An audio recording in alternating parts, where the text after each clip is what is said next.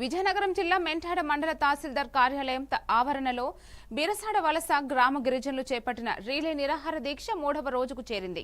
గ్రామ సమీపంలో ఉన్న కోళ్ల ఫారం వల్ల గత 19 రోజులుగా భయంకరమైన దుర్గంధం వచ్చిందని, ఫారం తొలగించాలని వారు డిమాండ్ చేస్తున్నారు. దీంతో కోళ్ల ఫారం ఎదుటే నిరసన కొనసాగిస్తున్నారు.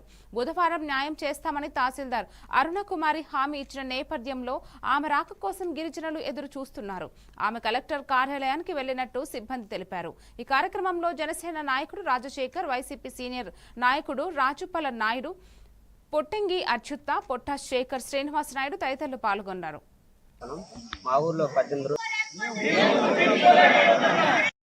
గ్రామం ఏదైతే మా ఊళ్ళో అనుకొని ఉన్న కోళ్ళ ఫారం గురించి ఎత్తివేయాలని 21 రోజుల నుంచి మేము దీక్ష చేస్తున్నాం. మా ఊర్లో 18 రోజులు చేసాం. ఇక్కడ తహసీల్దార్ ఆఫీస్ ముందు 3 రోజుల నుంచి చేస్తుంటే మొన్న 3 రోజుల కిందట మేము చేసేటప్పుడు తహసీల్దార్ మేడం గారు మాకు ఈ రోజుకి ఏదైతే సరైన పరిష్కారం ఇస్తామని మాకు చెప్పారు. ఆ పరిష్కారం కోసం మేము వెయిట్ చేస్తున్నాం. ఆవిడ వచ్చి మాకు సరైన పరిష్కారం చెప్తే సంతోషం, లేకపోతే ఇది విరుద్ధం చేసి కలెక్టర్ ఆఫీస్ వరకు వెళ్ళి ఇంకా పెద్దగా మేము దీక్ష చేద్దామని మేము అనుకుంటాం. మాకు అందరూ సహకరించి, అధికారులందరూ సహకరించి మాకు న్యాయం జరిగేలా చూడమని మేము కోరుకుంటాం. కోళ్ళ ఫారం గురించి తహసీల్దార్లు గారు మాకు ఈరోజు ఏదో ఒక నిర్ణయం చెప్తామన్నారు.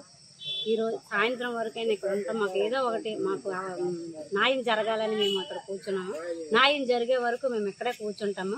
ఇక్కడ న్యాయం జరగకపోతే కలెక్టర్ ఆఫీస్ కూడా మేము వెళ్తాము. ఎన్ని రోజులైనా మేము దీక్ష ఇక్కడే చేస్తాము.